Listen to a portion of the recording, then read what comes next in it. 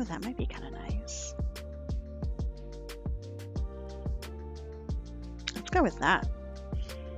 Okay, I like those two colors. So I'm going to merge these two layers together. Boop. And then we're going to come up here to Gaussian blur.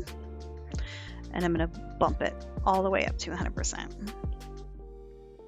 And I might even do it twice. Let's see what that looks like if I do it twice. Will that give me a bigger range? It will.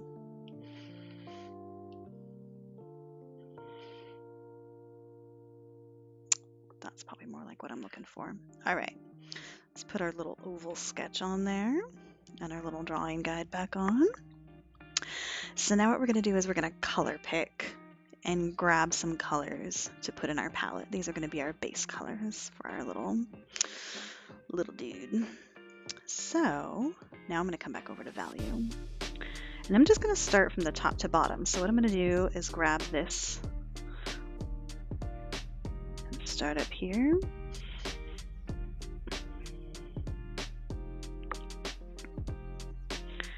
And I'm just going to go down from like square to square. It's going to be a real gradual transition in the palette.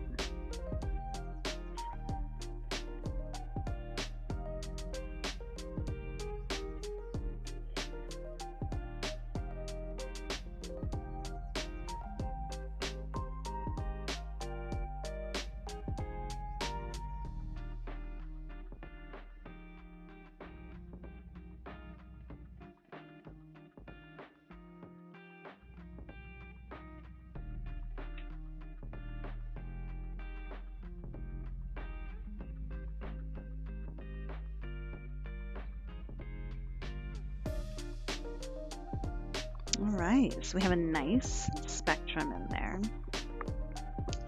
Very cool. We don't need this anymore. I'm gonna go ahead and delete that layer. And then I'm gonna put my little guiding, lower the opacity quite a bit and put it on multiply. And I'm going to grab that Bardo inker that I like so much, and I'm going to crank it all the way up to about 25% probably. Let's see. Yeah, that's a nice texture. And get my little fancy pants magic glove on. So let's see. I'm going to start from top to bottom. So this whole area right here, I'm going to fill with one layer. Ooh, do we want it to go from green to yellow or yellow to green? Let's do yellow to green. Okay, so I'm going to start from yellow at the top. And I'm going to kind of draw it upside down. It just makes the most sense to my brain. Sorry. So we're going to do some of these little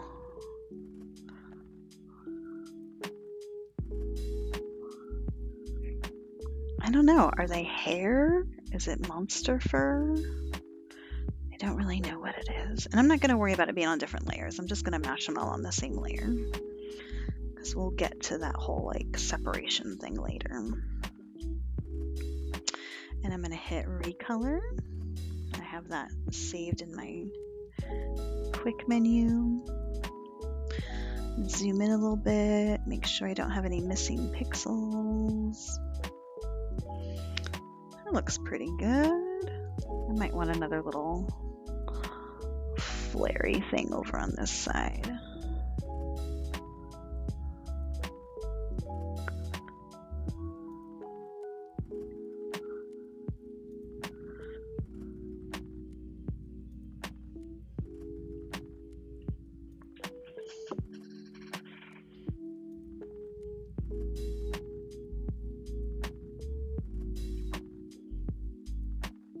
It's a little lopsided, but that's okay. It's a disheveled little monster. We're gonna love them anyway. And then I'm gonna grab that next color and do the same thing, gradually filling up this row of squares here.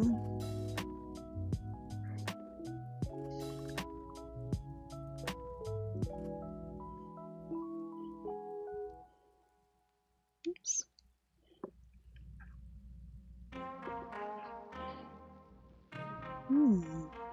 I tend to like curve these in and then flare those out quite a bit. Why do I do that?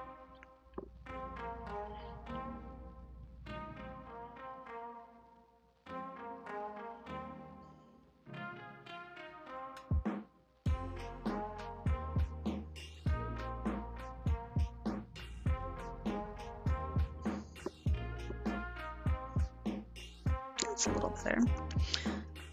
Turn that off so I make sure I connect everything.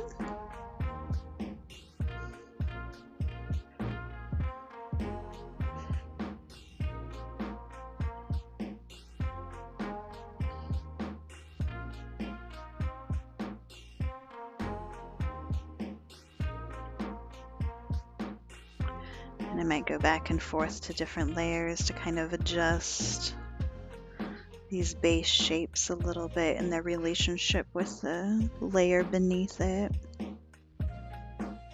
Okay. Third color in.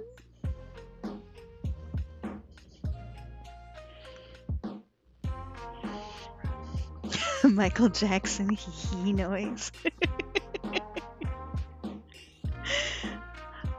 The problem with me not looking at my screen enough is I don't know what that was relative to.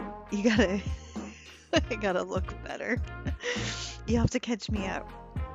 Did I make the hee hee noise?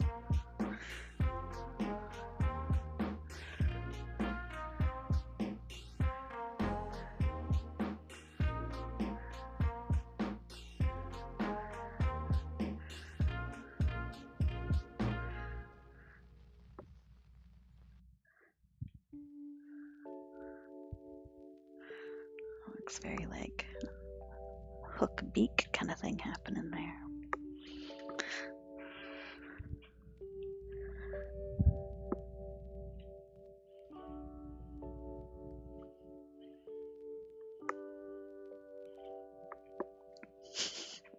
When you put the glove on.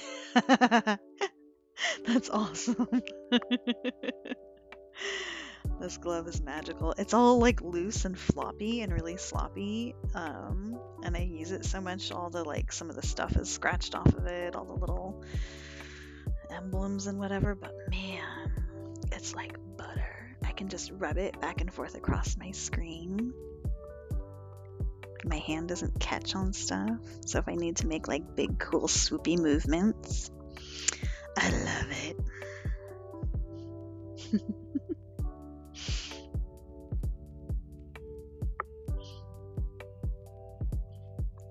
All right. Color number 4. 1, 2, 3, fourth one in. This one's gonna look a little like baby poopy color. That's okay. We'll love you anyway. You're gonna be so cute.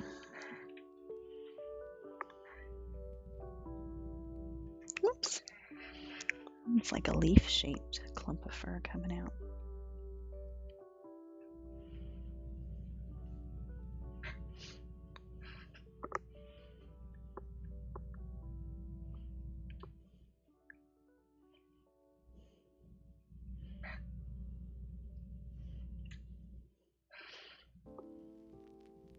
How's everybody doing tonight?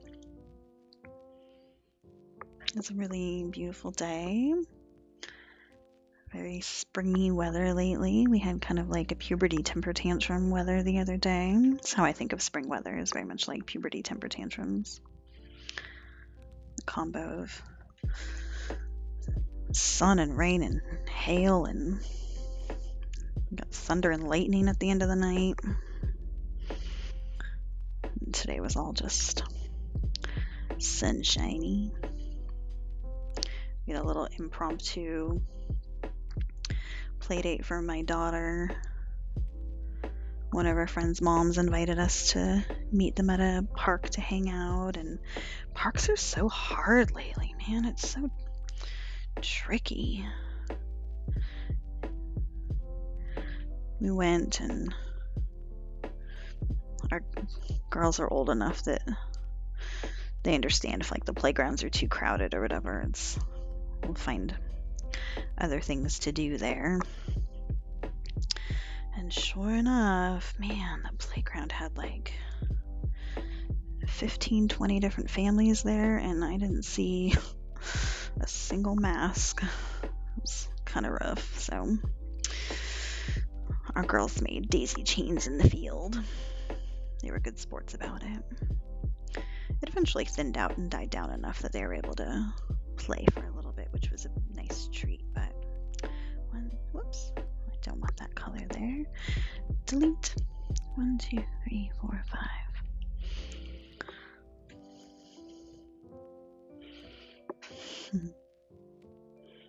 Let's see. I'm going to keep going at it upside down. Sorry.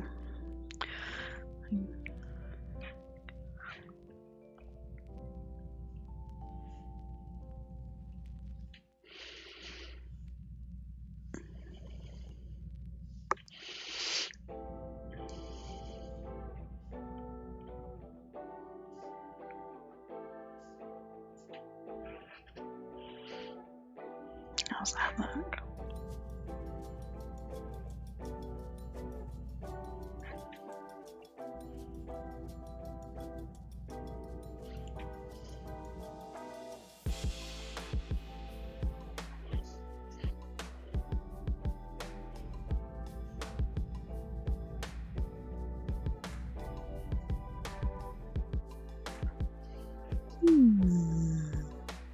Let's fill that in and see how it looks.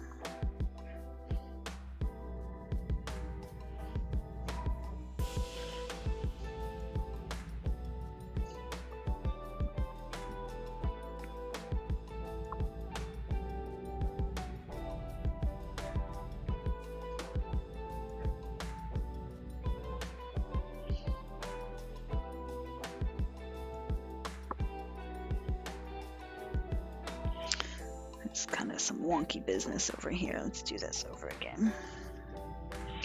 I'm not in love with it.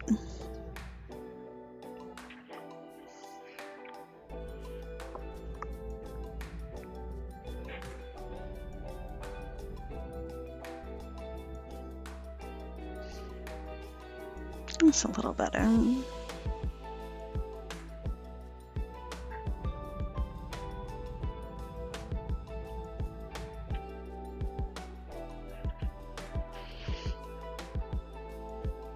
All right.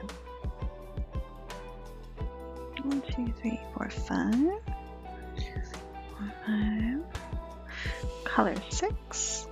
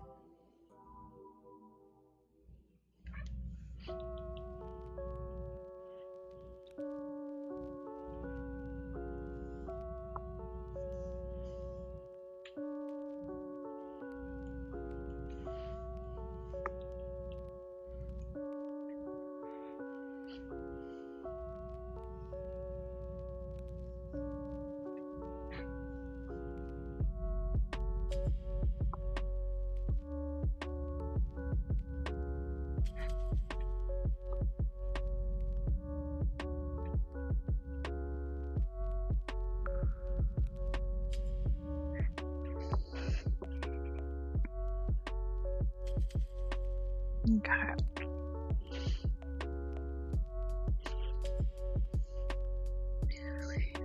Five, 6, 7.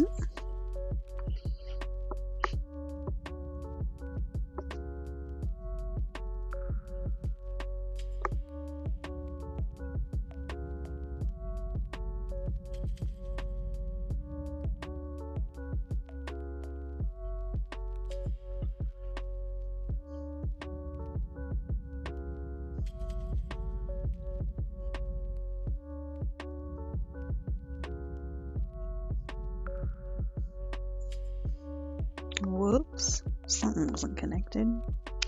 There it is.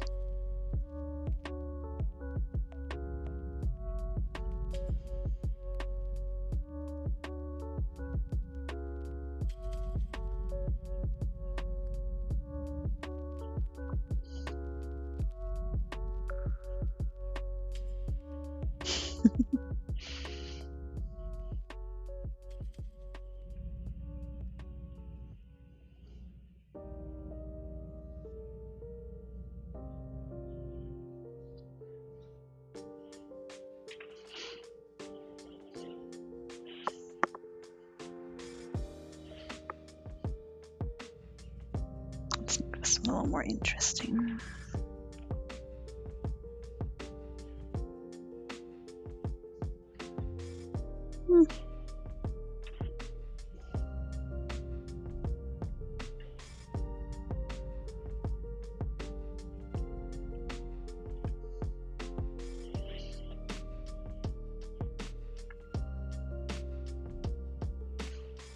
Okay, 1, 2, 3, 4, 5, 6, 7.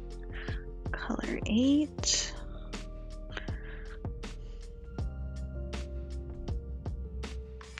Actually, you know what? We're gonna go back to color 7. 10, 9, 8, 7. There's a big old gap here. I'm gonna fill this in a little bit more.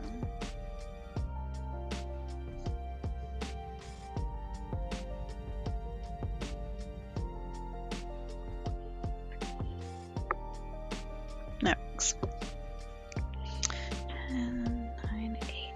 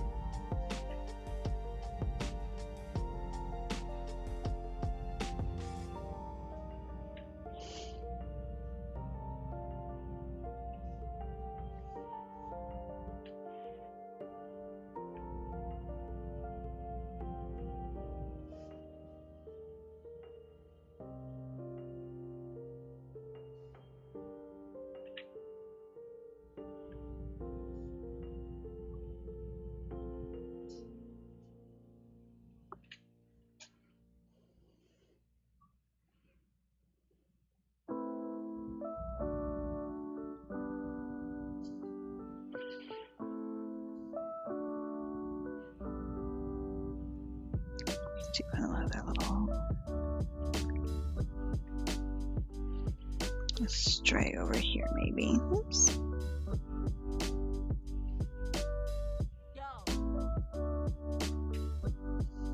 No, I don't love it. Just kidding.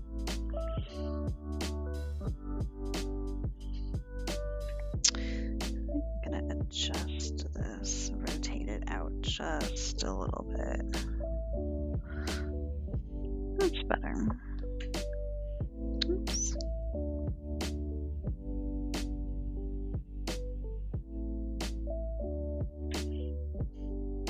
I like that more. Okay. Alright, what color are we on? 1, 2, 3, 4, 5, 6, 7, 8. We're on color 9. Almost there, kids.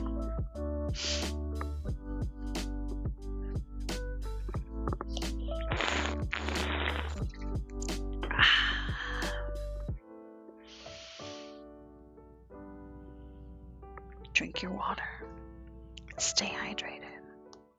Oops.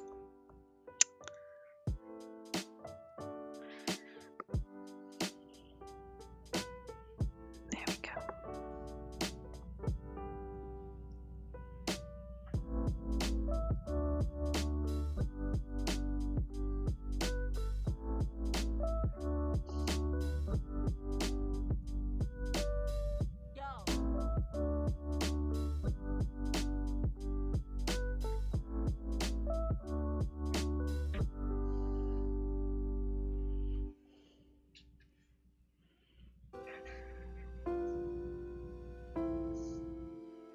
Whoa.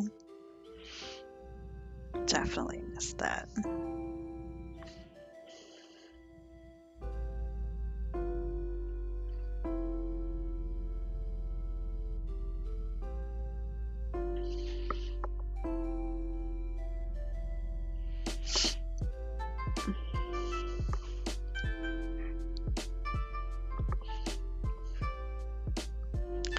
Looks just a little heavy to the left. There we go. All right, last color. We're gonna kind of curve some of this fur coming in a little bit.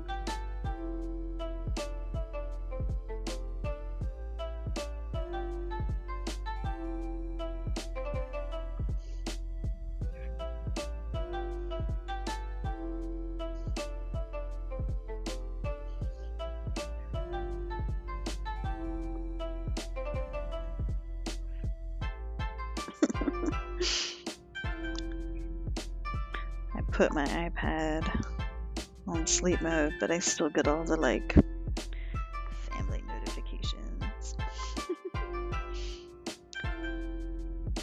Your child wants this new app.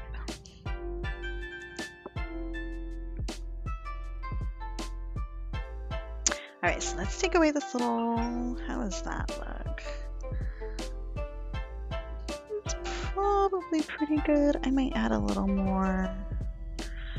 Fill this in.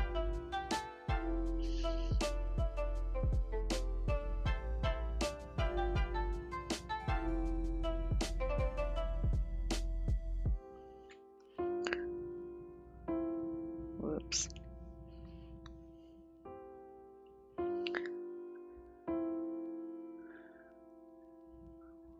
Where do these ones leave off? Whoops.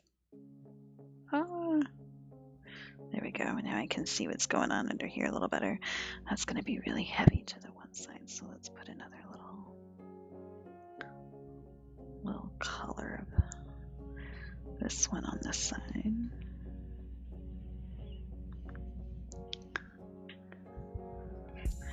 So half the time when I draw, I just talk to myself anyway, so you know, that's why I do this channel, so you guys can just listen to me talk to myself.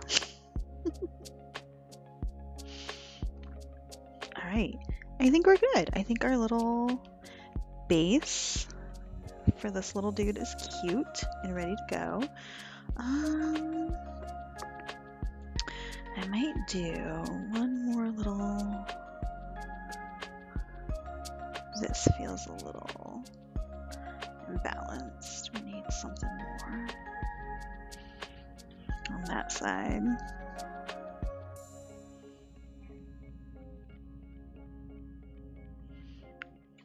It's a little lopsided. There we go.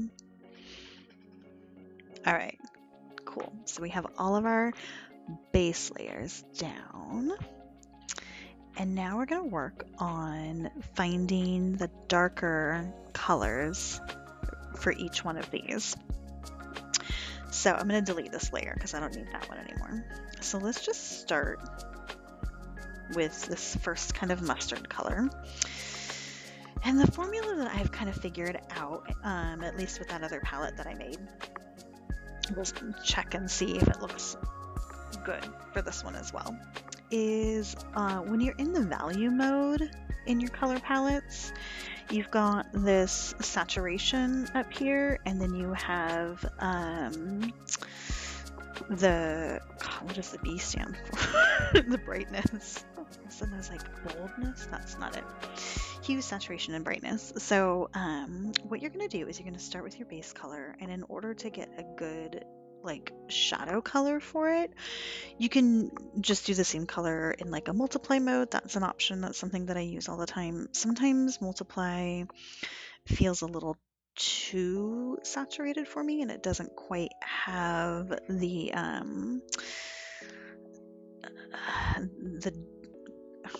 I guess kind of darker grayish tone or whatever that I'm looking for. So what I do is I lower the brightness and I up the saturation just a little bit.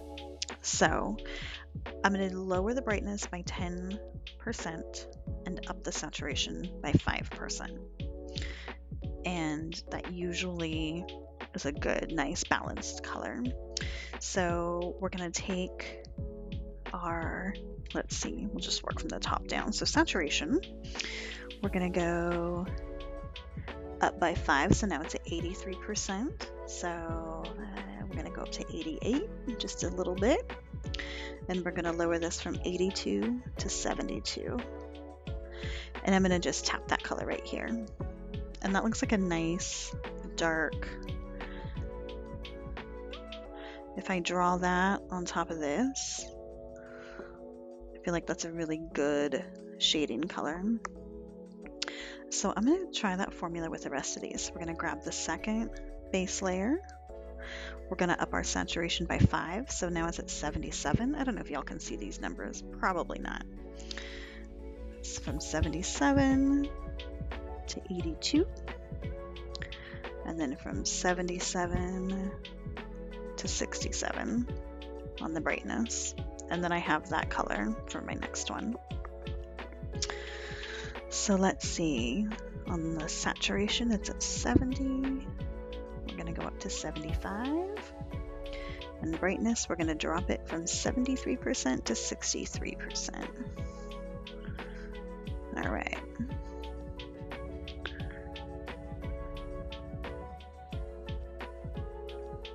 So I'm going to just do that for every single one of these colors. I'm going to tap on the color to get it registered up there, and then I'm going to adjust the scale. 57 to 62, 72 to 62. All right.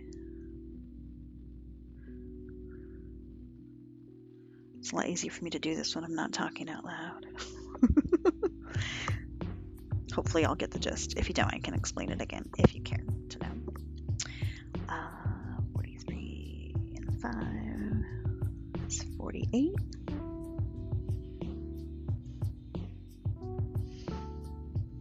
39 to 44. 71 to 61. 45 to 50. 70 to 60. That was an easy one. And the last one. All right, so I have that same palette, but with all these colors that are just a little bit darker. And so those are the ones that I'm going to use for my shading and my detail lines. It's getting a little bit dark in here. I'm going to turn on a light. Excuse me. There we go. Okay, so again, we're going to work from the top down. I'm going to grab this darker mustard color. I'm going to use that same Bardot inker, but I'm going to drop it way down to 10%. So that's what I'm going to use for my line. I'm going to turn off a few layers below it so I can really easily see what I'm working with here. And I like to work upside down on these ones, sorry. And I'm going to put a layer above it and do a clipping mask. That's going to keep everything within that base layer there, which makes it really nice if you're trying to like outline something and it's being really fussy and you don't want it to go outside the lines. It just kind of like does that work for you, so you don't have to be quite so accurate. It's super, super helpful for stuff like this. So on these, I've got lots of little clumps and some of them are going to overlap. So I just kind of want to visualize where they're all going to overlap. Like I definitely want this one over that. So I'll start there.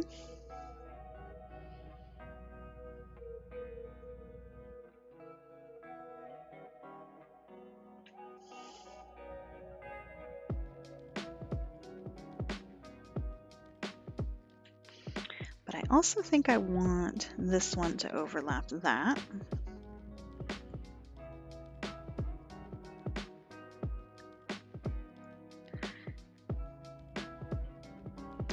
And during this process, I'm going to notice lots of little spots in the layer below that didn't get colored in.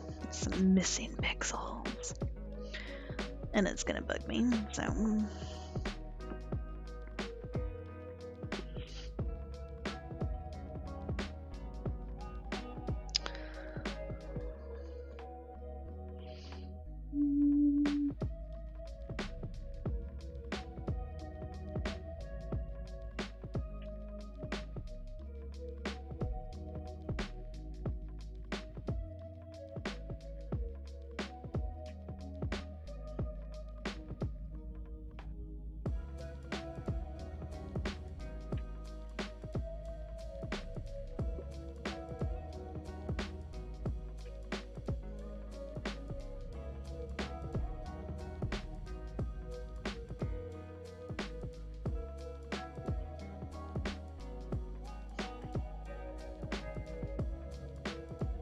This is kind of like banana slug color.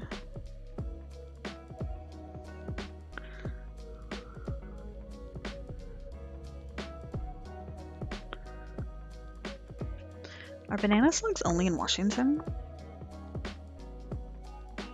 I wonder, do other places have them?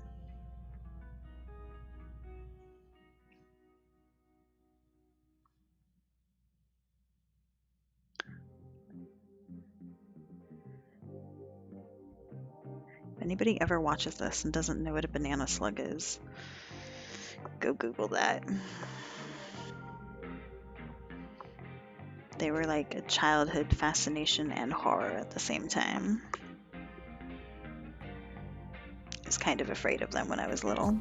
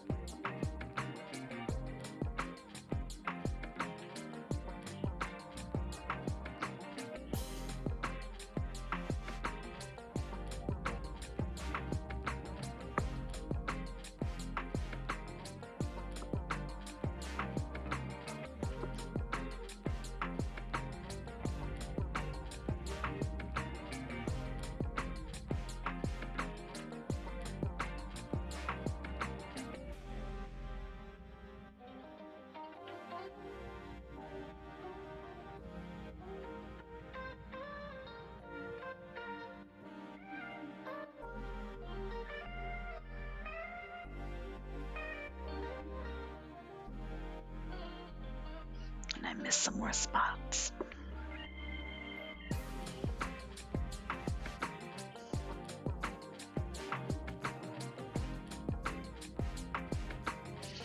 I really like that clipping mask, especially when you're working with a textured brush and you just want...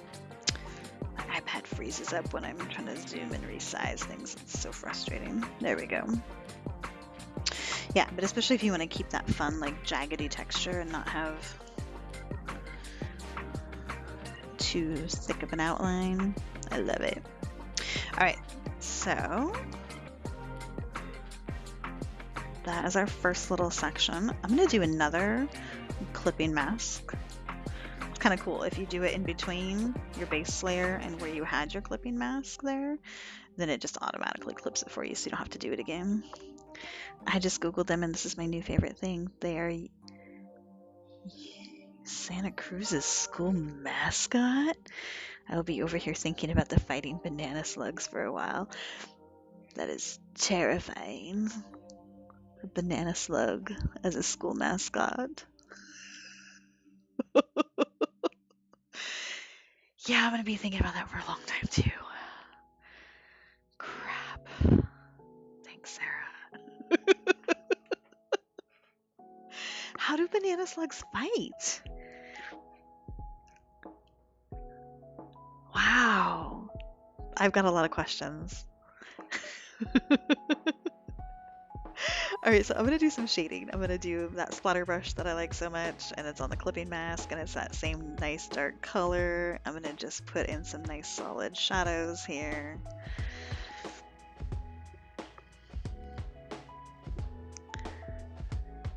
I will be erasing these and fussing with them considerably, so I'm just putting a big swath of color on. I'm going to lower the opacity a little bit so I can kind of see what I'm doing, and I'm going to get a nice solid monoline brush and erase it off of these. See, look, it's all like, there we go. Didn't want to zoom in there. So I can erase it from these little like clumps of fur that shouldn't have the shadows. There we go.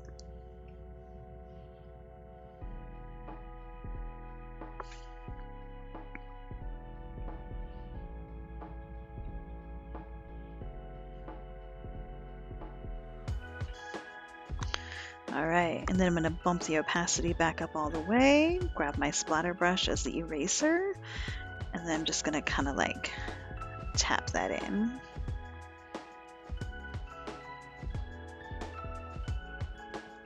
And blend it in a lot better.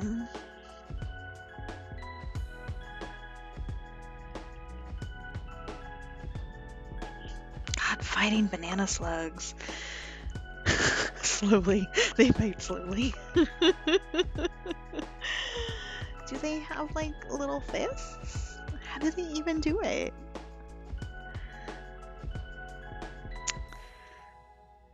Man.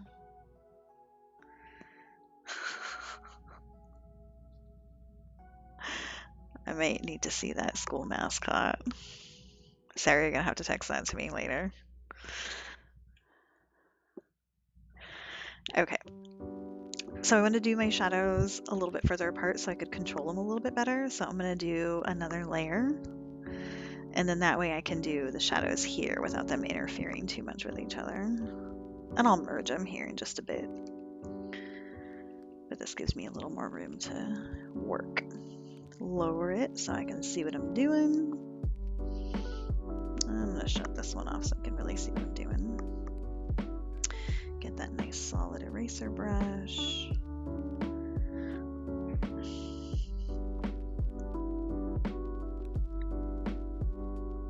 Oops. Put the opacity back up again. And then I'm going to turn this layer on so I can make sure I kind of match it when I'm blending it in.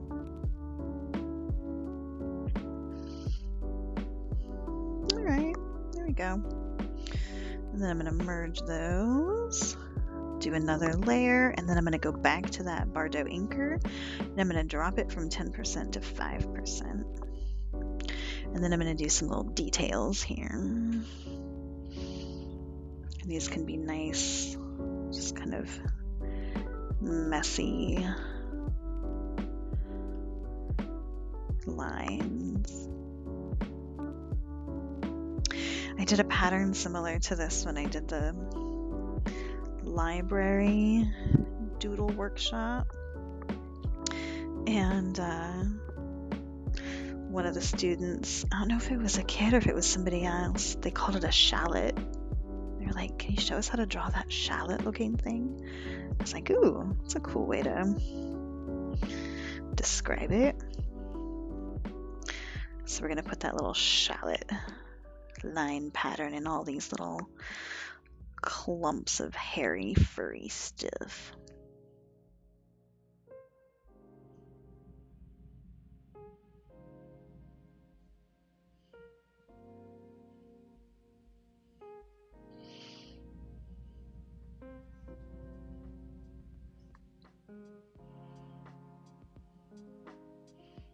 Whenever I do lines like that, I always do the first one in the middle, just kind of as like an anchor point, and then I fill them in on the sides, but it's just me. I feel like I've got a funky shadow there that's bugging me.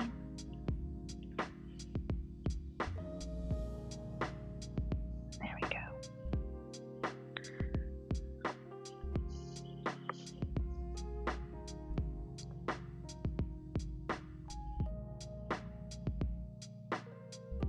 I wonder if banana slugs are aggressive in real life. Are they territorial?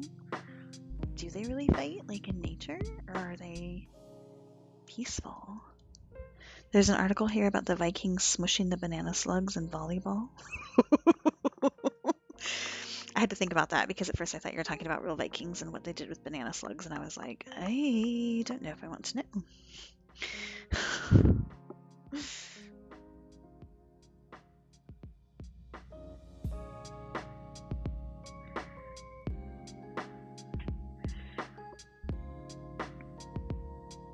Although I've been mildly obsessed with like Viking-ish kinds of stuff lately, just between the novels I've been reading and the video games I've been playing and shows I've been watching. I know I have some Norwegian heritage, so it's kind of fun to imagine, like, I don't know, what badass pagan women I could have been related to 1200 years ago. I think I'm going to do one of those ancestry things. Figure that out. All right. We have our first layer of hair. It is adorable. So we're going to do the same thing on all the other ones. I'm going to merge all these layers though, because we really don't need to keep them separate anymore. So I've got all of my little clipping masks. Can now be one clipping mask. And I'll just show you the difference. So let's turn off some of these layers here. If you don't have a clipping mask, it's just kind of like messy and all over the place. But that clipping mask just does the work for you. It's so wonderful. And then you merge it together, and that is one beautiful layer. All right, let's do our second one. So here's our second color. Put a layer on top of it. Clipping mask. I'm gonna get that dark outline color. I'm gonna bump up my size back to 10%. So it's a little bit of a thicker outline color, or outline size rather. And I'm gonna turn these ones off just a little bit below it so I can kind of see what I'm doing a little better. Since it is like an ombre palette and the colors are really close together.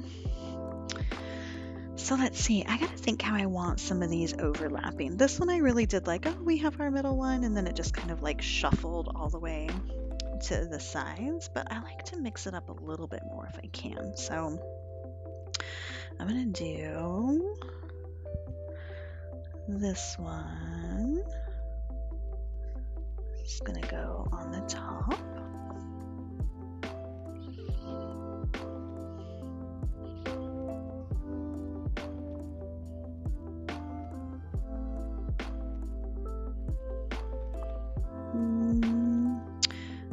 That looks a little flat to me. Do y'all know about the Liquify tool? This is really cool. So you can come up here to adjustments and hit Liquify, and there's this thing down here with push. It's so cool. You can adjust the size of it, the pressure, just play around with it. And like this little line here, it looks a little flat to me, since I could just erase it and redraw it, or I can use this push tool, and we're just gonna like curve it a little bit, smooth it out. Done. It's kind of fun.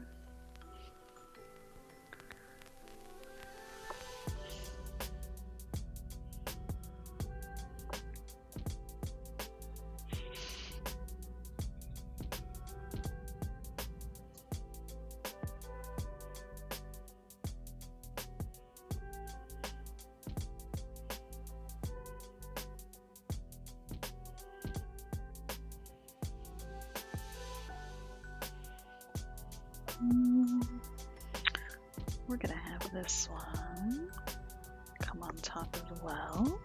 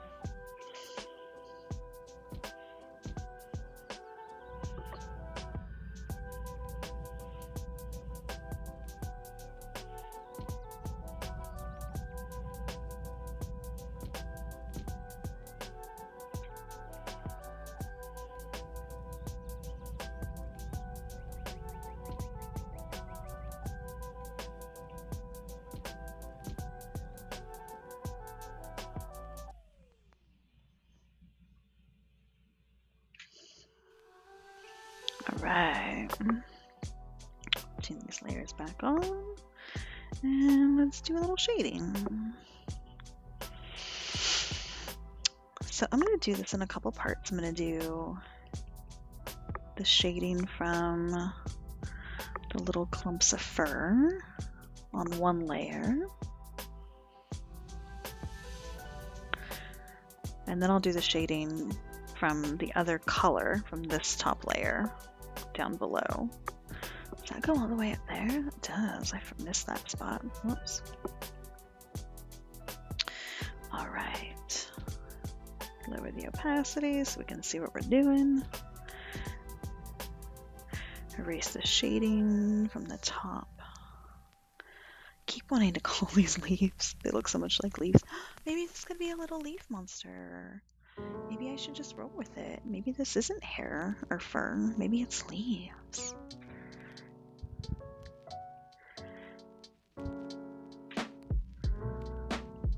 Blend that in.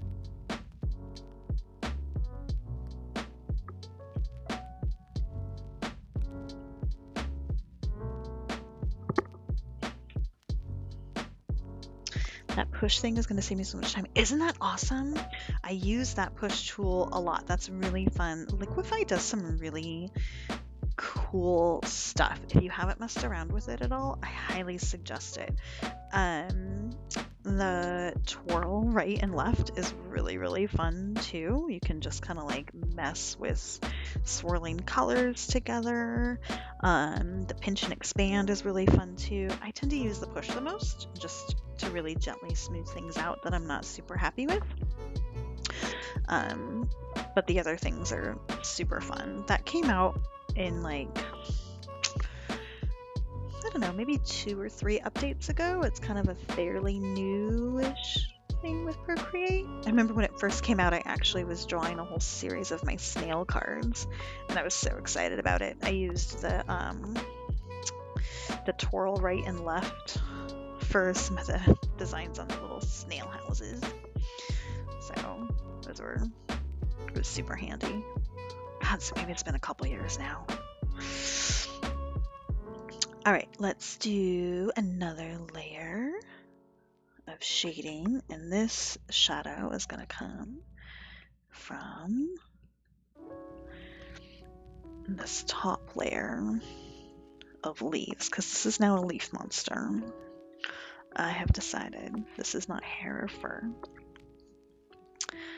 I kept wanting to call it leaves, so I need to just let it be what it wants to be. All right, let's soften those shadows up a little bit.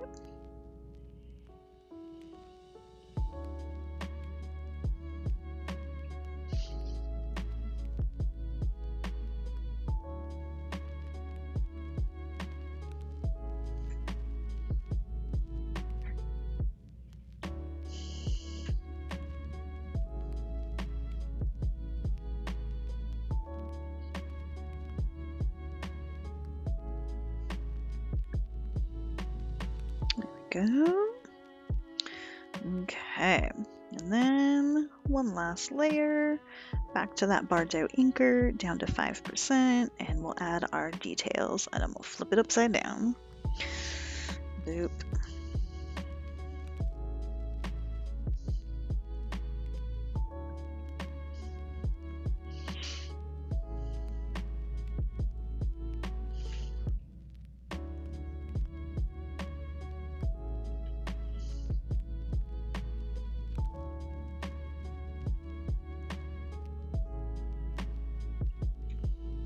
Kind of like making these just a little bit wonky and wiggly. I think it kind of adds some interest.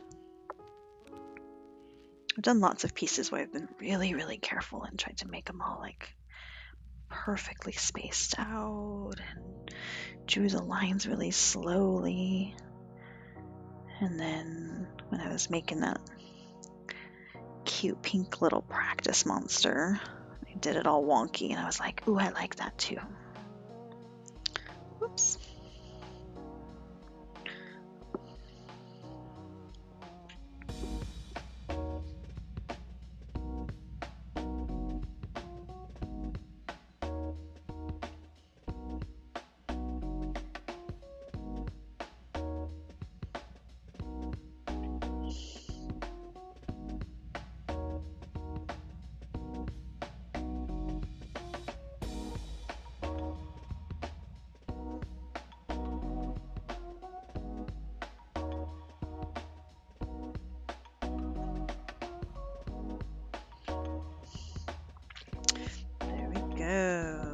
number 2. All right, all these clipping masks are merged together, and they are now merged with our base color. They are done. Onto our 3rd layer.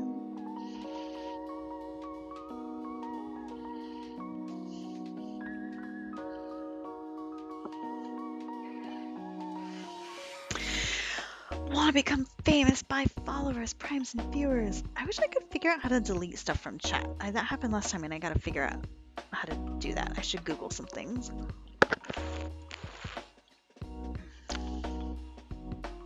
How to delete spam from chats on Twitch.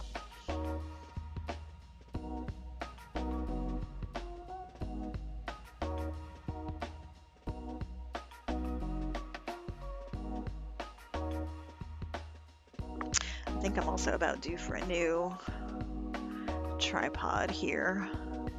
Speaking of Googling new things, I was hooking it up tonight and heard some kind of little cracky noises, and some of the base, the plastic around the base, is looking like it's seen better days.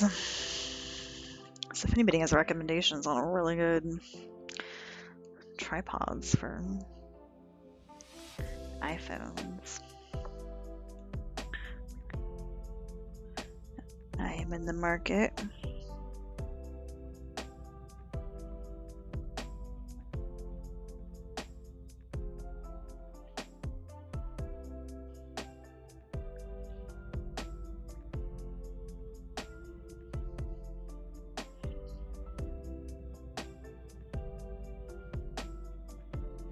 This song sounds like something that would be in a slow dance for middle school in like 1989. Like out of Napoleon Dynamite or something.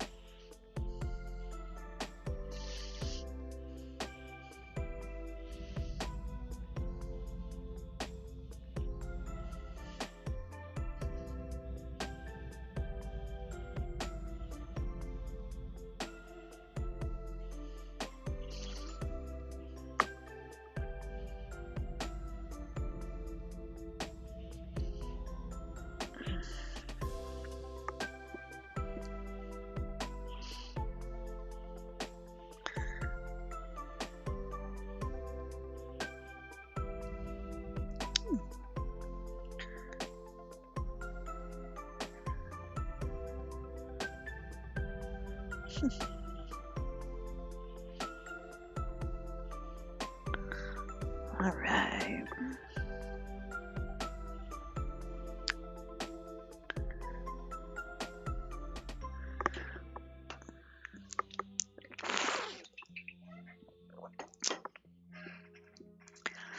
So what is everybody else working on tonight? Are you drawing as well, or just kind of Bob Rossing this in the background?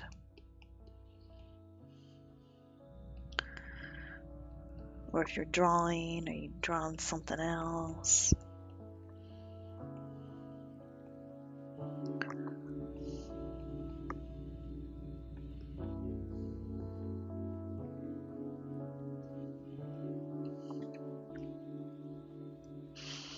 I always do such a really overdo it on the shading because I like a really nice solid line with that splatter, and then I don't know, it's obviously too much, but I feel like I like to overdo it and then blend it and back it in just a little bit. I just feel like I have more control that way.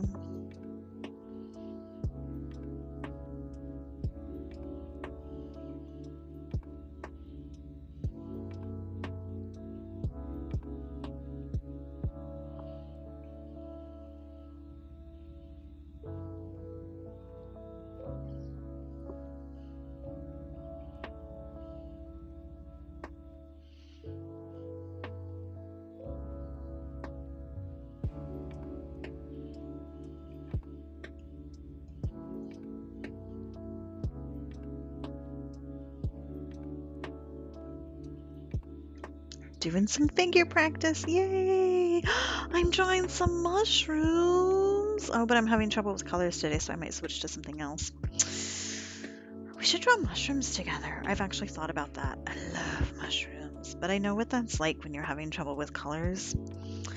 Man, I have another little piece that I've been working on, and I keep trying to pick it up, and I start it and stop it and come back to it, and I'm just not in love with it, and I don't know why, and I don't know how to fix it, and I feel like it's my colors, but I don't know. It's just not quite. Sometimes you get started on a piece and you're like, this is awesome, and you just keep going with it until it is done. And then others are just a struggle. They just don't want to be born. Like, I'm not meant to be in the world. You can't make me.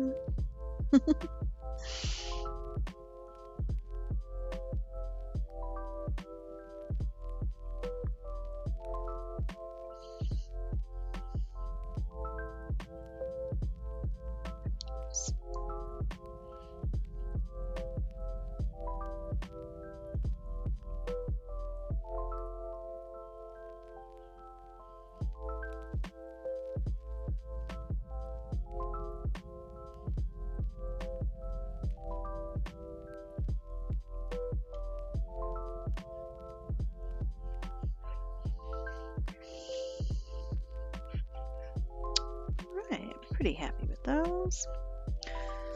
Merge them all.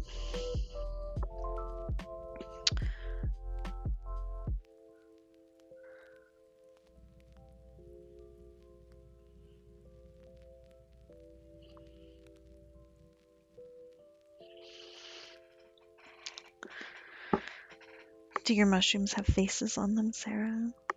Maybe that will fix them. Just put a face on anything. Immediately makes it better. That's my trick.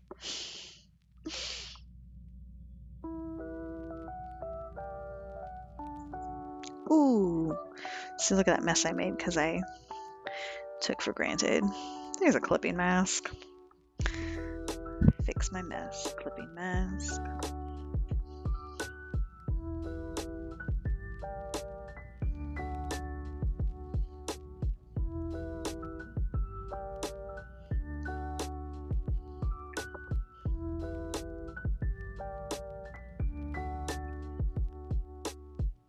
I keep seeing all of these little like micro pixel things that I want to fix, and I'm like, y'all probably can't even see those.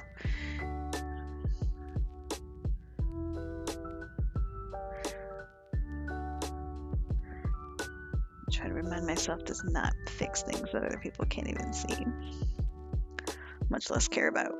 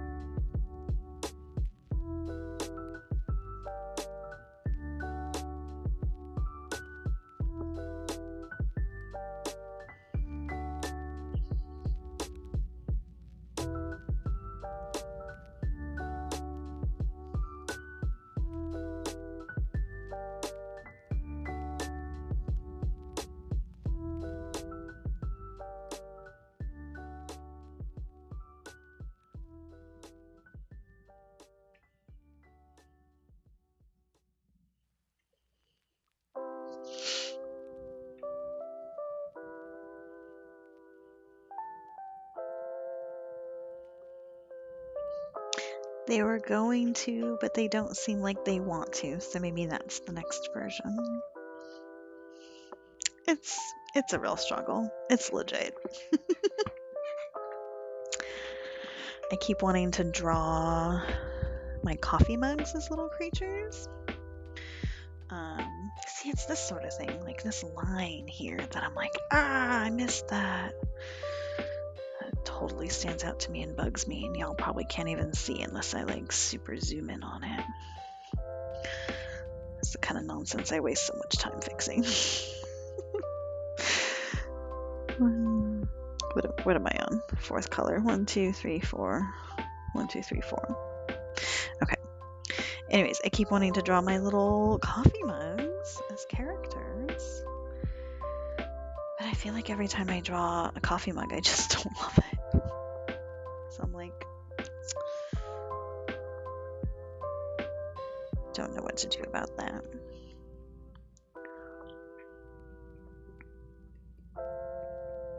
Probably just keep practicing. There's really no way to get better at something than just practice it.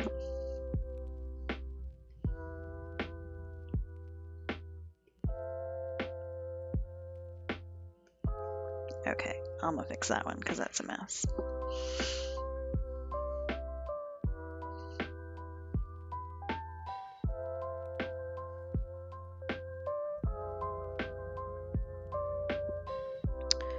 is going on there?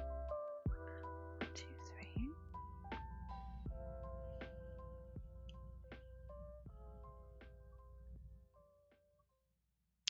Oh, that's the second one, that's why. Whoops.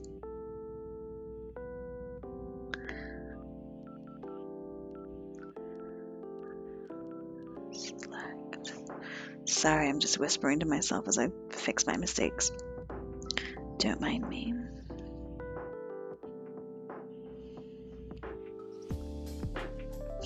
We'll see what happens.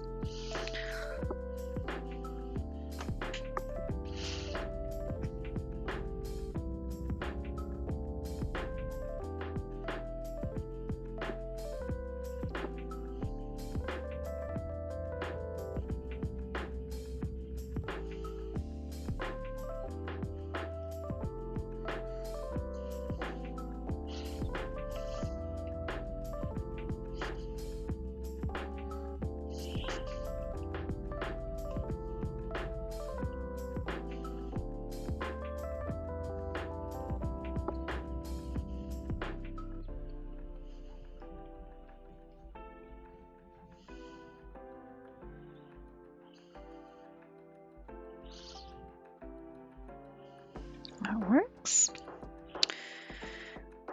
Let's do some detailed lines now.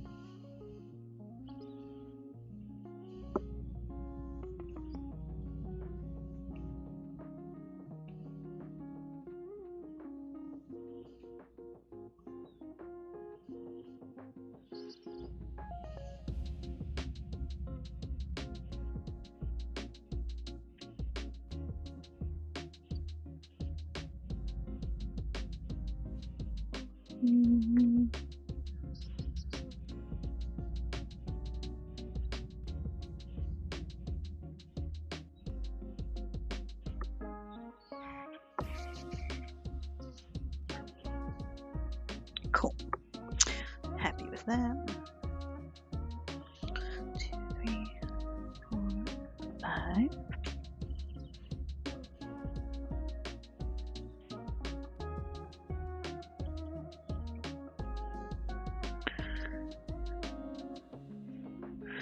We're making some decent progress on this little dude. We're at 8:15. We might be able to finish them. Ah, see, I did it again. clipping mask.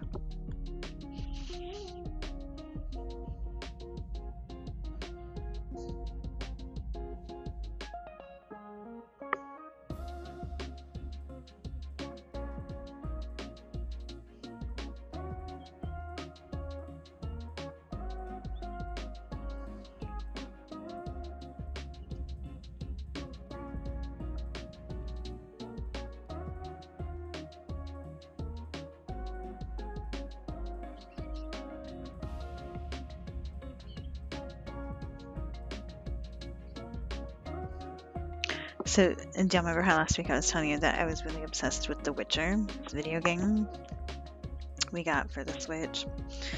And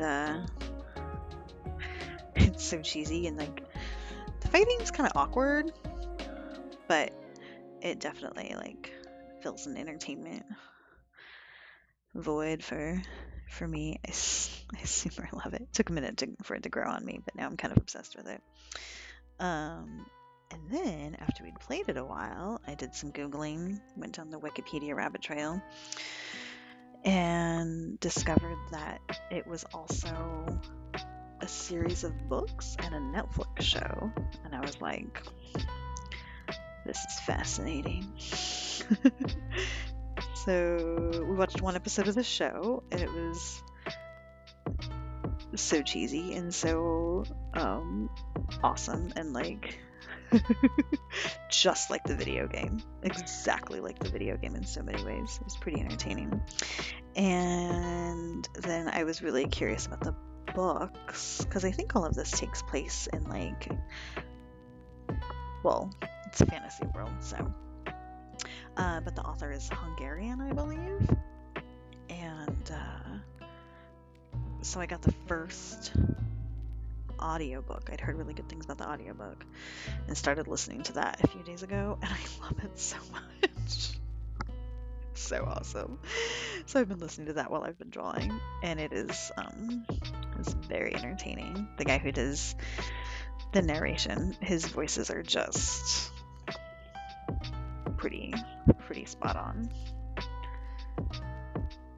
The main character, Geralt, has like the best accent ever.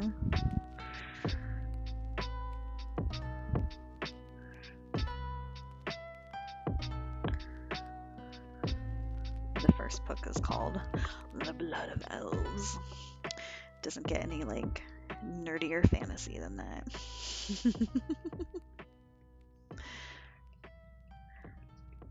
And I don't know if I would super love either the show or the books, but because I've put so many hours into this video game, I'm like, oh, it's just like the game. I love it. This is awesome.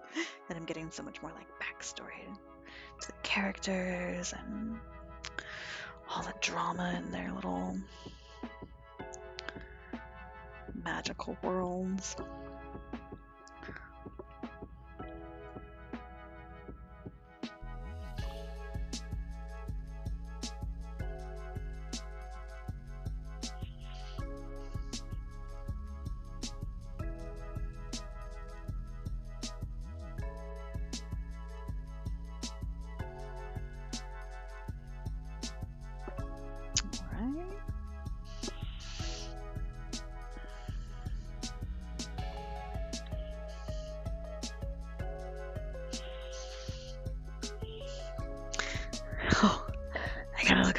More often. Let's see.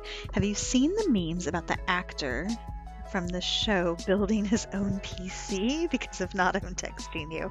No, I have no idea what you're talking about. Definitely text those to me. Love the game and the show. The combat in the game definitely takes some getting used to. There's almost a rhythm to it. You've got to get good at using signs with your weapons. Yes. So I'm leveled up to like level 23. So I've been playing it a little bit and I figured it out. But there's definitely those moments where I'm like, oh, damn it, Geralt. Like you mash on the same button 5 times before he even does anything. So there's those moments where it's like just glitchy enough. And the other thing that bugs me so much is he doesn't jump. He can't climb anything. So I'm like running around on the Skellige Isles, which is my favorite land so far. It's absolutely gorgeous. Speaking of like cool old like Nordic culture. But it's so hard to like get anywhere on there because he can't, like, if he comes up to something that's like, he can't climb anything. So we kind of make fun of him a little bit for that. Like, can fight all these big bad monsters, but you can't climb up a short little cliff that's above your head. Yeah, my favorite magical sign, I think, is Igni. That's my go-to, is like throwing fire at everything. I love it. And the mind control sign is pretty awesome too. I use that all the time to get my way with villagers that are being naughty.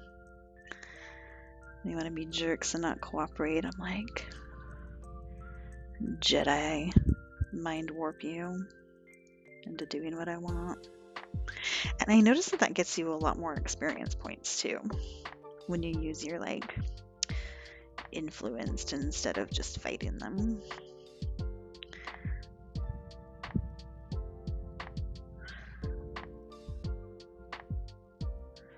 But it was pretty awesome watching the first episode of the show and being like, oh, he used Ard. He did the telekinetic blast on all those villagers that were trying to fight him. The fight scenes were pretty good. Those were awesome. It also watches us play the video game, which is probably like, I don't know, terrible parenting on our part because it's a little gory. She loves it though. She's not fazed by it. But I don't think I'd let her watch the show quite yet. We'll see. We'll get a couple episodes into it first and see if it gets too detailed. The lack of climbing and jumping is a bit odd, especially coming from something like Breath of the Wild. Exactly! That's what I was thinking too. I'm like, oh, we'll just like, and not even like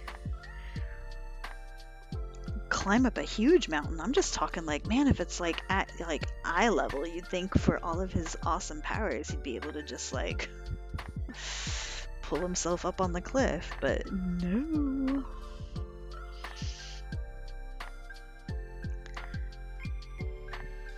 I'm pretty terrible at using a crossbow though. I gotta get a lot better at that because I come across some pretty heavy air beasts and die pretty quick. So I think I need to buy some better bolts for myself.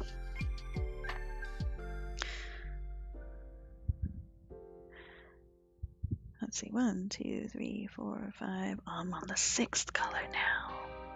1, 2, 3, 4, 5, 6.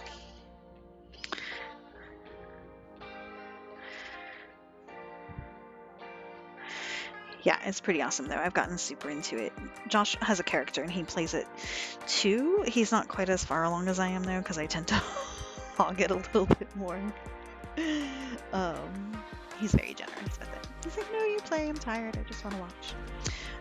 But he's gotten more into the Gwent aspect of it, which is kind of a whole like game within a game. That's kind of fun. It's like strategy card game. I've played it several times and I've only won once. And I put it on like easy mode, so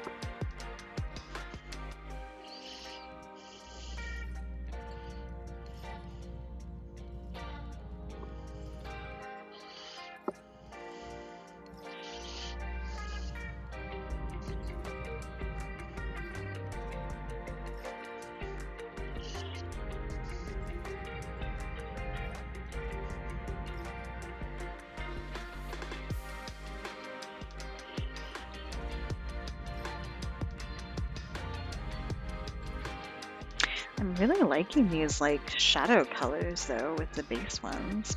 I think that formula translated well to these colors also.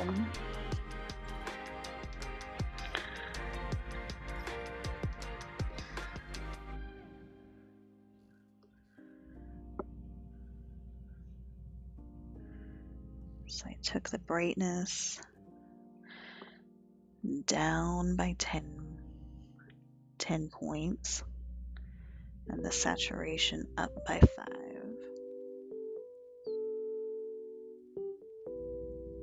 To make these little darker accent colors. Whoops.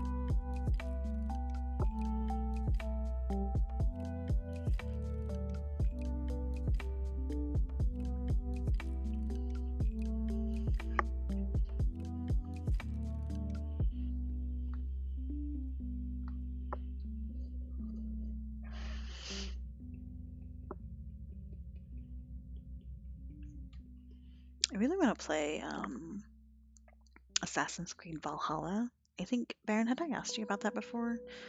Do you play that one? It's not out for the Switch yet. Hopefully it will be someday, but...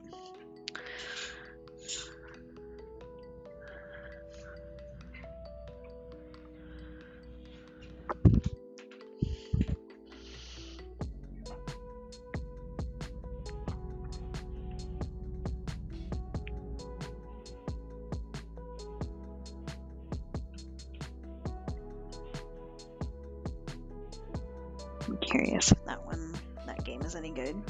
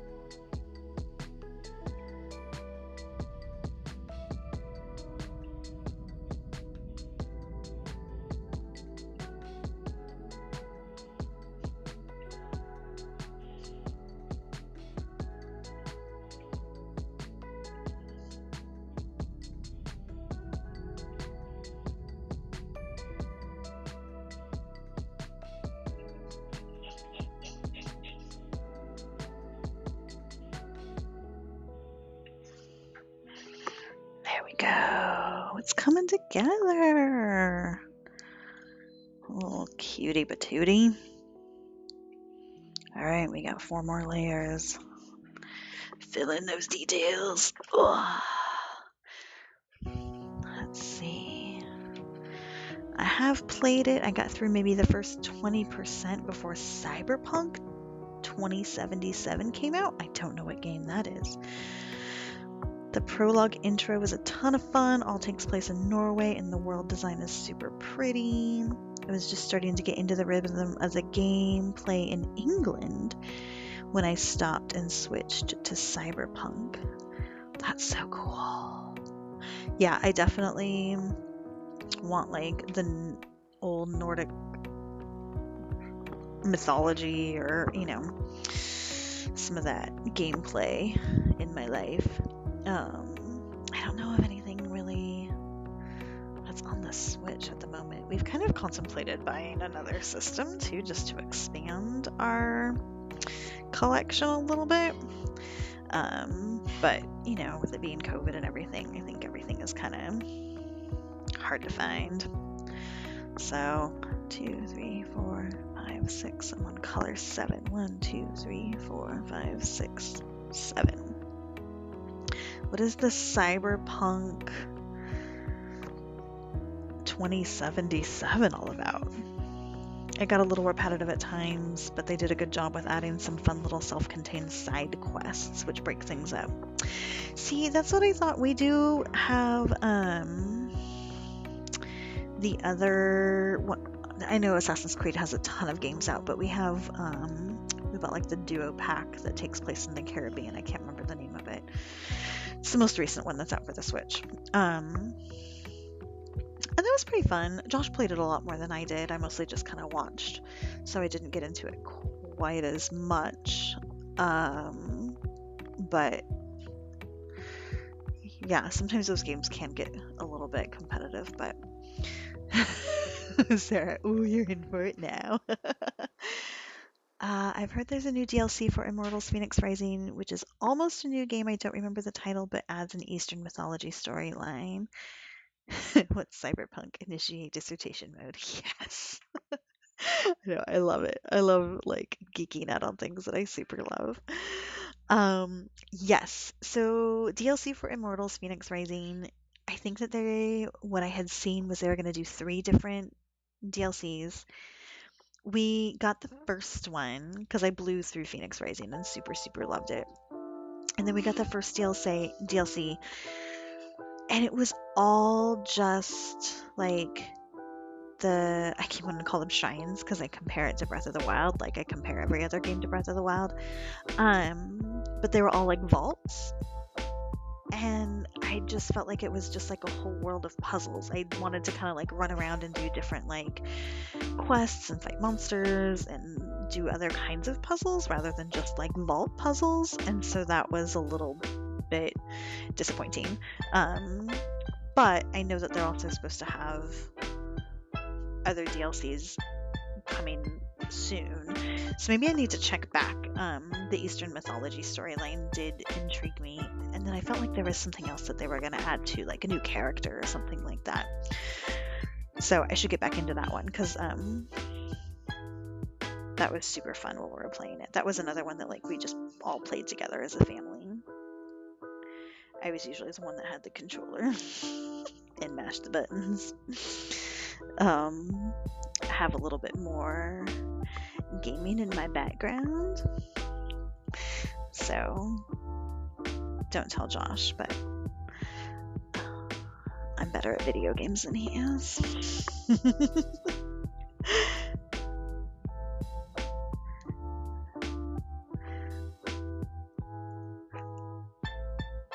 I'm still not amazing. I'm not like a professional gamer by any means, but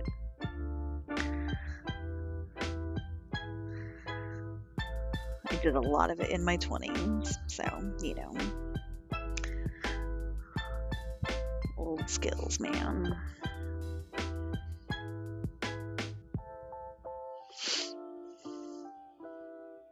I'm what you would call a pro gamer. Mountain. Okay, Sarah, I have to tell you that every time I'm trying to like get some character to do something that they're not meant to do, like getting Geralt to climb up on a cliff that's like 3 feet tall, I always think of you. And I'm like, oh, we're just gonna hump around on these mountains.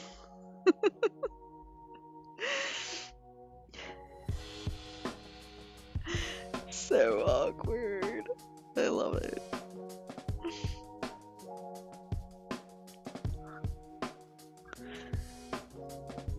I'm in the middle of a quest now that I promised to us I wouldn't do anymore. We started it together, I don't know. He's doing something in a cave with Lambert. Lambert's a jerk. Another Witcher. And they're doing something in a cave, and then it was bedtime, and I was like, okay, I'll save it here, and I promise I won't do anything more on this quest until you and I play it together. So then I saved it, and then I just like left Lambert there and walked away, and it totally went to a completely different area, and I don't know, took on some other Witcher contract or something. I don't remember what else I did. And it's like this cave full of like childhood trauma for Lambert, but that's okay. He's kind of a jerk. I'm not worried about him.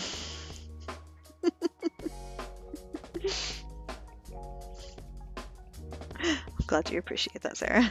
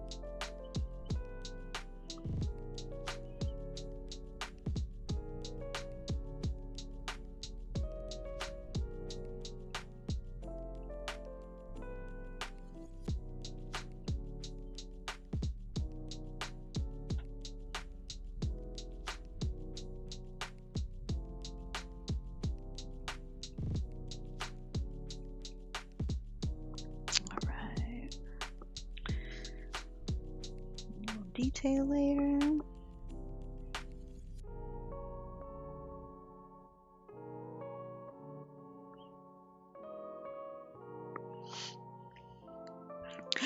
Ooh, yes. All right. Baron's telling me all about it. Cyberpunk is a single player RPG by the same developers which made the Witcher games and is set in the same world as the tabletop RPG Cyberpunk 2020. Think Cyberpunk D&D. That world is very influenced by some of the novels and stories by authors like William Gibson, Neil Stephenson, and Philip K. Dick. Okay, you know what? I love this because you just threw out like a ton of information that I know nothing about. I don't know what any Cyberpunk 2020 is, or Cyberpunk Dungeons and Dragons, or who any of those authors are. So I have like a whole lot of Googling that I need to do. That's a lot of research ahead of me. Is that all like kind of fantasy mode type stuff? Or like, what's the synopsis all about? And I'm assuming it's not up for the Switch. Is it for something else? Do you play it on a different console? I couldn't think of the word.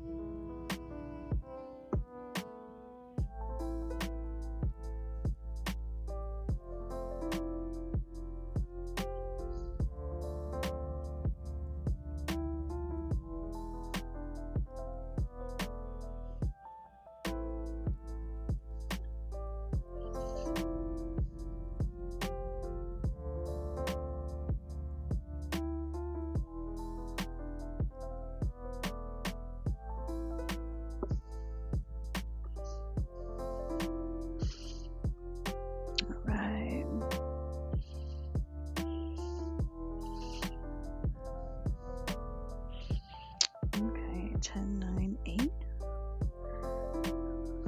Here we go. Color number 8. From a noob like me, it has kind of a Blade Runner vibe, which was inspired by a Philip K. Dick short story. Okay, so you are... I know the name Blade Runner. I couldn't tell you anything about it. Cyberpunk as a genre is a dystopian science fiction and usually involves somewhat near future worlds based on our own, where hypercapitalism and corporatism are the main drivers of technological, economic, and social change. Okay, see, that I can identify with. Tell me if I'm wrong, but some of the things like Margaret Atwood's Mad Adam trilogy. Oh my god, Blade Runner movie night. We totally could. We could even do it, well, we could do it after we're vaccinated, because we are in the process of being vaccinated, which gives me life. Or we could even just do it virtually. That would be super fun too. Margaret Atwood's Mad Adam trilogy kind of sounds, I don't know if that would fall into the cyberpunk category at all. If you've read that and have any insights, let me know.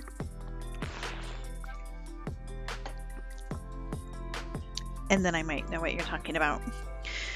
Or there might be one other trilogy that I read that might fall under that category. Let me think if I can remember the name of it. It's been like 15 years since I've read it. It's still upstairs on my bookshelf though. My sister recommended it to me.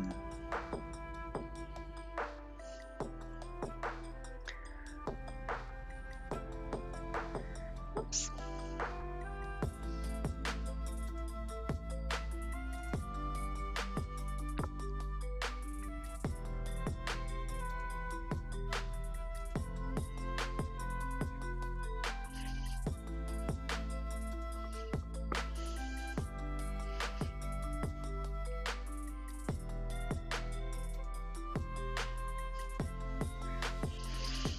In the Cyberpunk 2077 version, you play as a mercenary who gets wrapped in a job which doesn't go as planned, and you find yourself in a situation you have to resolve or die trying to. I like it.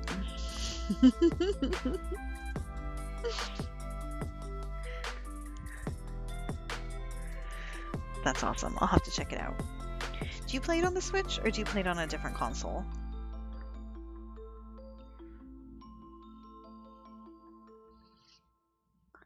Maybe I won't be able to check it out.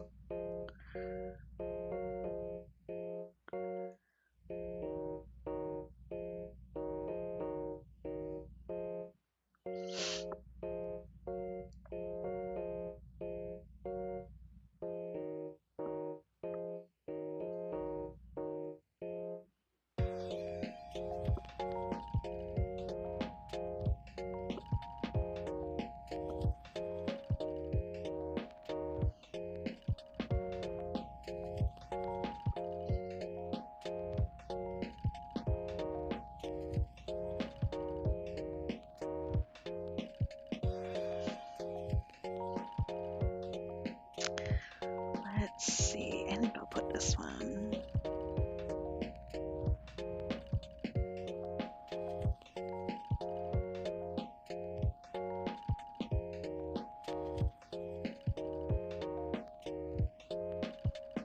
There we go.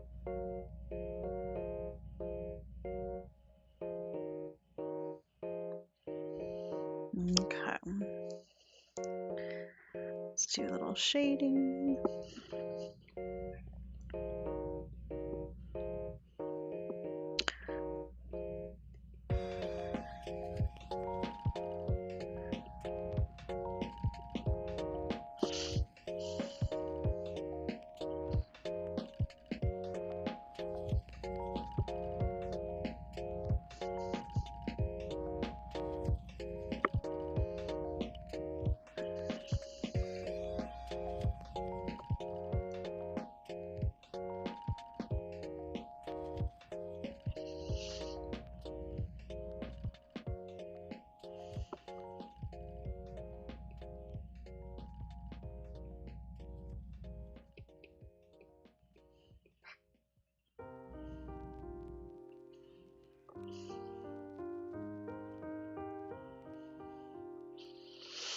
I play it on PC. Oh, it is on the most recent Xbox and PlayStation consoles. Womp womp. By all accounts, the current generation of Xbox and PlayStation consoles struggle to run it well. Very large world, very high quality graphics. So they're not planning a Switch version, unfortunately. See, I feel like so many of these really cool games. Like, I love Nintendo, don't get me wrong. And that's why we went with the Switch, is because I love kind of like the silly, cutesy, colorful, nonsense type games more than like the real serious RPG games. But now that we've played a couple of those more RPG-esque kinds of games, we're like, oh, we want more of this style. And they're hard to find good ones for the Switch. So it's kind of a bummer. Even this other game that we super love, Northgard, I think we've told you about that one. It's kind of a strategy, again, like Nordic mythology type game, and Josh and I play it together, and it's super fun. But they're always putting out cool like updates for it. I follow them on Facebook, and they're always talking about like the new clans they've made or the new worlds they've made or whatever, and I'm like, but we don't get it for the Switch. Or we do, but we might get it like way later, or like, 1 out of 10 things that they put out. It's a bummer. Good thing I'm a survivor.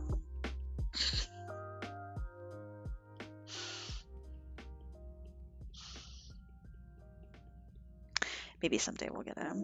So if you had to choose between Xbox or PlayStation, what would you recommend?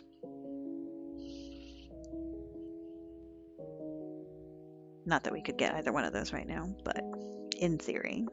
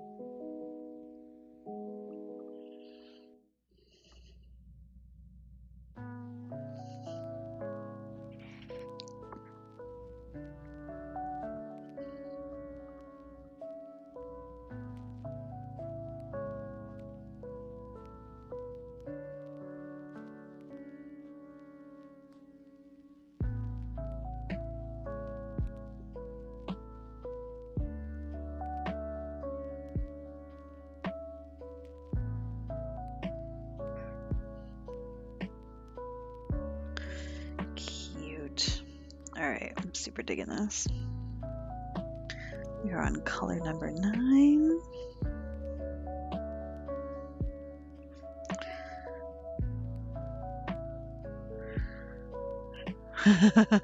That's like the Pepsi Coke debate. This is true. But still, with the Pepsi Coke debate, I mean, there's a clear winner. It's Coke. So... Unless you're a Pepsi person, then we can't be friends anymore.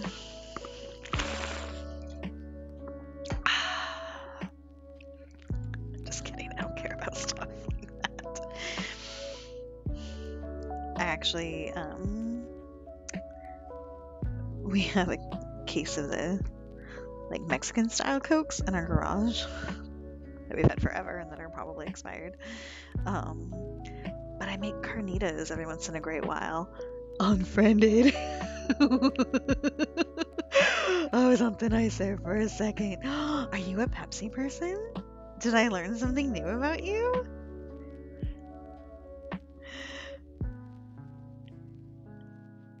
Anyways, this carnitas recipe that I have calls for a little bit of that Mexican Coke in there and like the sugars. It sounds so weird and so gross. But the sugars make the meat crisp up really nice. It's like kind of that sticky, and you just put a little tiny bit in the marinade. So it's always kind of a treat for my kid if I make carnitas and I like pop open the Coke and use part of it for the marinade, and then she has to drink the rest of it. Don't know what else to do with it.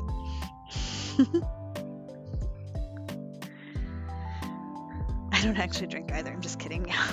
I know, me too. The rare Coke once in a while. I've never owned a PlayStation, though I've played on them a little bit, so my direct experience is limited. But based on what I know of those two as options, I do think the Xbox is definitely a better console if you're looking for something that does games well. Oh, and does entertainment functions. It supports Netflix, Hulu, HBO Max, Disney Plus, YouTube, runs them all well. Oh, so for us it replaces everything you might find on someone's entertainment stand. Nice. I think we just use an Apple TV for most of that sort of thing. Microsoft also has done a great job recently with their Game Pass subscriptions, which almost works like, ooh, Netflix for your games. That would be super fun, like to just kind of loan our games. I could dig that. Yeah, I know. And then back to the Coke thing. Diet is a migraine trigger. Yep. And a lot of sugar. I know. Like I said, I like just plain seltzer water. I don't really like soda at all. But every once in a great while, if we get like takeout from Scuttlebutt, Josh and I will like share a root beer. And then sometimes I like a little bit of a Coke once in a while. But man, not very often. Like if I make carnitas or something, we'll usually like pop one open at dinner time and the three of us will share it. But more than that, and I'm just like, whew, it's a lot. I used to drink a lot of soda though, about like 20 years ago or so. Gets to you though. Oh, whoops. Clipping mask. Mess that up. There we go. Okay. I love LaCroix. Plain LaCroix. None of that flavored fruit fart stuff. Plain. We used to have a soda stream, and I used to just get the replacement CO2 cartridges and stuff from Bartell's, but since COVID hit, I don't go into the drugstore anymore in person, and so we just get like cases of LaCroix delivered when we get groceries delivered, and I'm thankful for it, but it's a lot of aluminum cans sometimes. I only drink like a couple of weeks. I don't go through it super fast, but man, when we had like the soda stream at home, I'd go through like 2 bottles of that a day just by myself. I once heard somebody on NPR talk about fizzy water being like an electric fence for your throat. And I always think about that. Even my kid calls it that. That first sip of the freshly opened carbonated water. Whew, gets ya.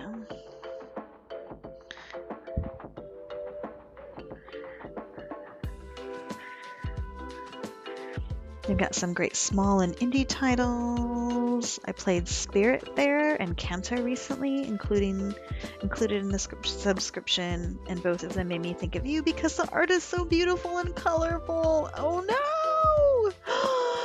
Now I need an Xbox. Alright, I'm gonna have to talk to Josh. That settles it. Let me just...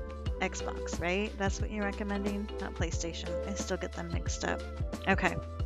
Scroll back up in the comments.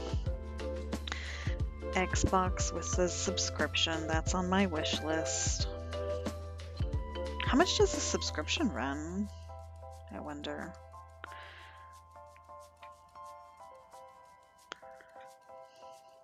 Oh, come on. Line is not cooperating.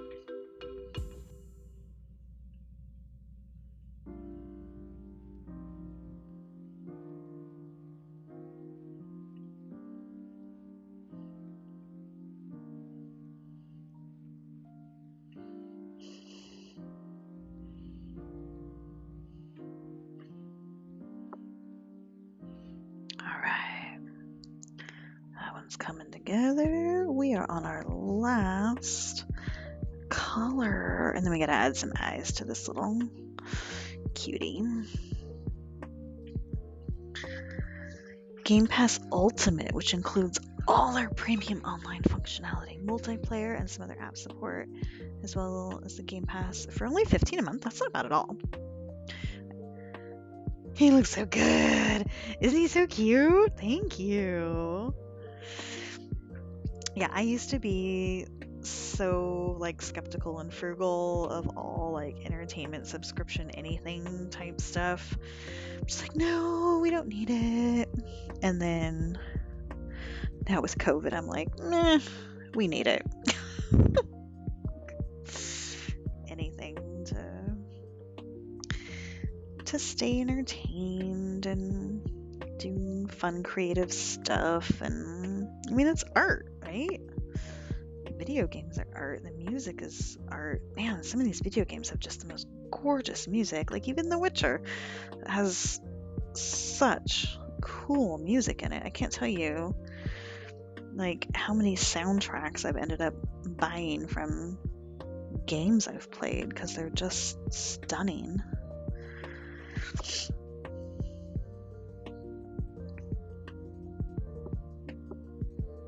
Art is keeping us afloat in this pandemic, y'all.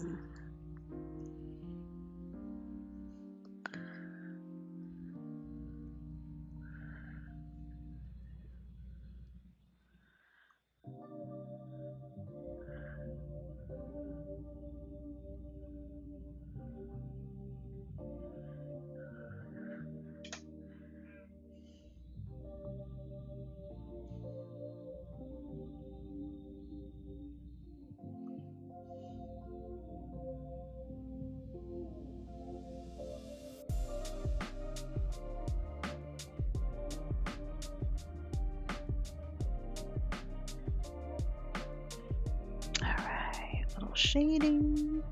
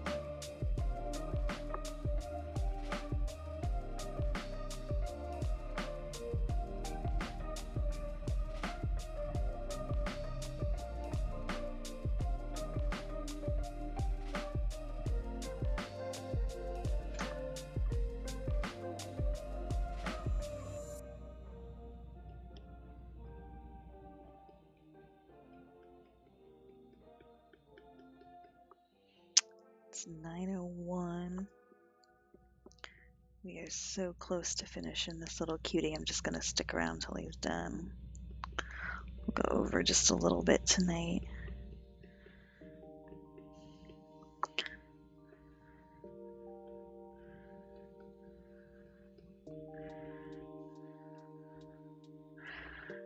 I got up early this morning for a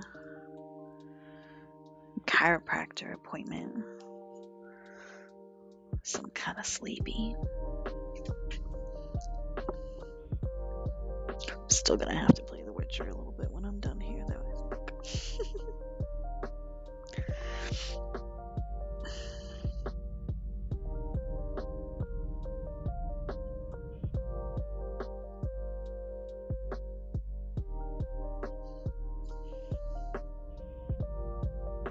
Oops.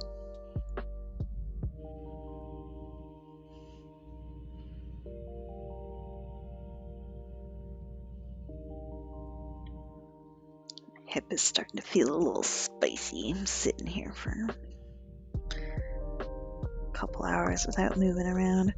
Got some, my hip just got messed up years ago, but I think the sciatic nerve is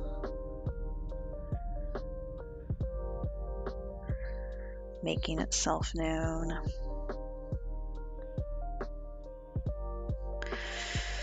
Had to pause the weightlifting for a little bit until it calms down, which makes me sad. But I've been going for walks instead, which feel really good.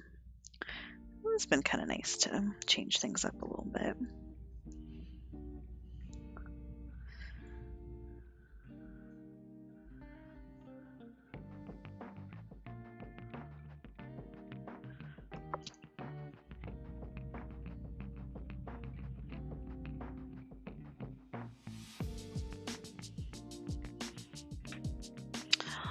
Cute. All right. So on a separate layer, we're just going to do some basic simple eyes like I've been doing for my other monsters. Oh, whoops, we're going to do all white. Just a sec. Okay. White circle.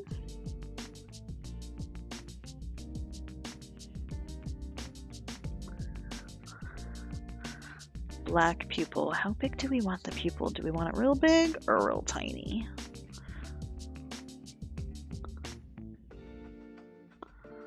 Nah, let's go big. Yeah.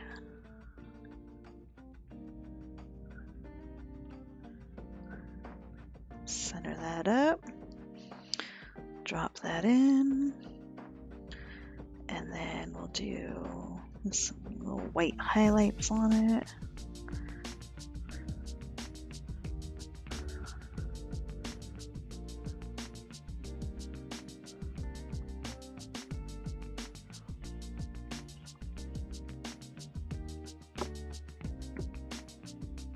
Cutie patootie. We're going to merge all that together. Duplicate it. I'm going to turn on my snapping. And we magically have two eyes. Look at that. It's so cute. Okay, so let's figure out where we want these eyes placed. Do we want them like... Let's put them a little bit far apart maybe. Do we want them kind of centered? A little lower? That's kind of cute. I might put them real low. And then I kind of want some of the leaves hanging over the eyes like bangs. That's not enough, and the other one was too much. What if I put it on that one and then move them down a little bit? Aww. Welcome to the world, little one. You're so cute. I can't stand it. All right, I need a background layer. We just need some sort of color in the background. Let's do maybe a brown.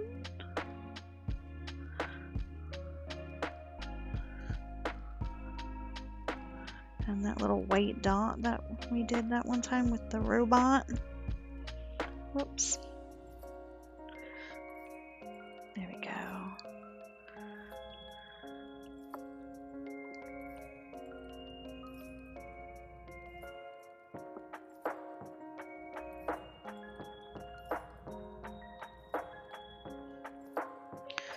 Lower that opacity way down.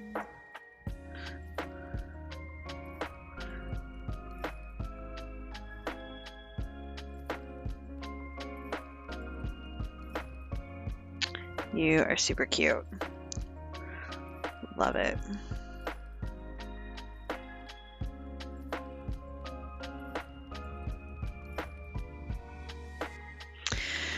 He looks so shy. Oh, I know. I feel like he needs a name.